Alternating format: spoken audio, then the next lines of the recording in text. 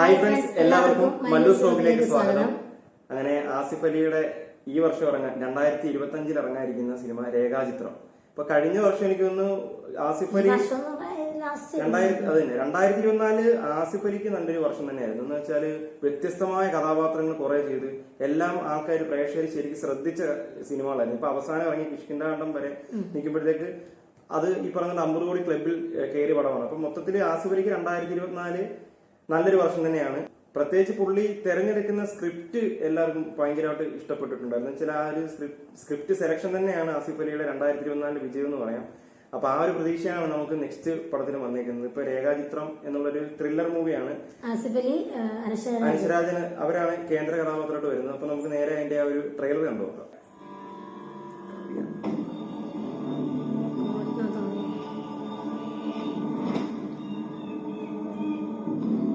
പൊതുവെ രാജേന്ദ്രൻ എങ്ങനെയുള്ള ആളായിരുന്നു?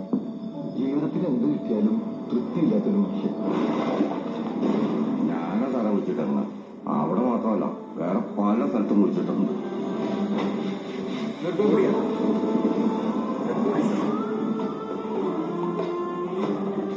പിന്നെ സാറിയെ പറയുന്ന സമയത്ത് അവൻ എന്തോ ഒരു പിടിവലി കിട്ടിയിട്ടുണ്ട്. അതേ പിടിച്ചാണ് അവൻ കയറിയത്. മലക്കപ്പാറ സ്റ്റേഷൻ.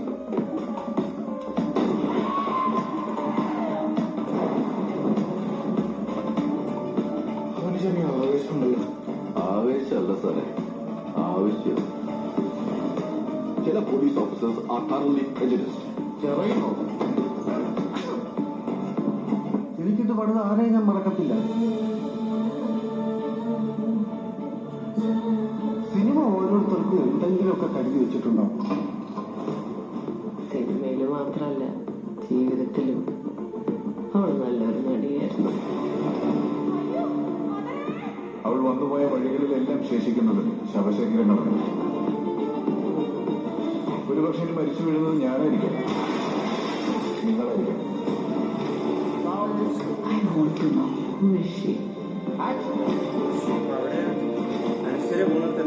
എന്തായാലും അയാൾ പറഞ്ഞതിൽ പകുതി സത്യമാണെന്ന് ആ സ്കെൽട്ടൺ കിട്ടിയപ്പോ മനസ്സിലായില്ലേ? ബാക്കി പകുതിയുടെ സത്യമാണെന്ന് നമുക്ക് നോക്കാം.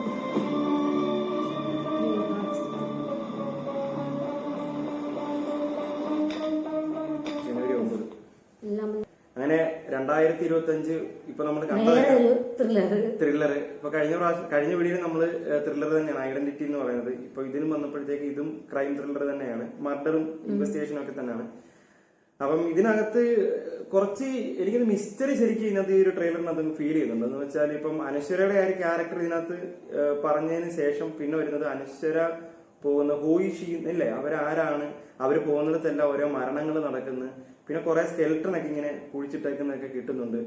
ഇനിയും അടുത്തത് ചിലപ്പം ഞാൻ ഫോളോ ചെയ്യുന്നുണ്ട്, ചിലപ്പം അടുത്തത് എന്റെ മരണമായിരിക്കുമെന്ന് ആസിഫിലുള്ള ഒരു വോയിസ് കിട്ടുന്നത്. അങ്ങനെ ഭയങ്കര മിസ്റ്ററി ഇതിനകത്ത് തരുന്നുണ്ട്. എന്തുവായാലും ഇതിനു മുമ്പും മിസ്റ്ററിയുടെ അങ്ങേ അറ്റമായിരുന്നു നമ്മുടെ ഇതിനകത്ത് കിഷ്കിന്ധാണ്ടം എന്നുള്ള സിനിമ. അപ്പൊ ആ ഒരു പാറ്റേൺ തന്നെ ആസിഫ് അലിക്ക് ഇപ്പൊ ഈ ഒരു ഇതും മിസ്റ്ററി ത്രില്ലർ തന്നെയാണ്. അതുകൊണ്ട് എന്തെങ്കിലുമൊക്കെ വെറൈറ്റികൾ ഉണ്ടെങ്കിൽ പടങ്ങൾ കൂടുതൽ ഇഷ്ടമാണ്. കൂടുതൽ വിജയിക്കുകയാണ്. അതിന് നമുക്ക് പ്രേക്ഷകർക്ക് ഭയങ്കര ഒരു ഇൻട്രസ്റ്റും ആയിരിക്കും. അപ്പം ആസിഫ് അലി സത്യം പറഞ്ഞാൽ ഇപ്പൊ ഈ ഇല്ലേ ആസിഫ് അലിയുടെ ഗ്രാഫ് നേരെ മുകളിലോട്ട് പോയിക്കൊണ്ടിരിക്കുകയാണ്. അപ്പൊ ഈ ഒരു സിനിമയുടെ ഹിറ്റ് ആവുകയെന്നുണ്ടെങ്കിൽ പുള്ളി തന്നെ ഇൻവെസ്റ്റിഗേഷൻ ഇന്ന് പോലീസ് ക്യാരക്ടറോടാണ്.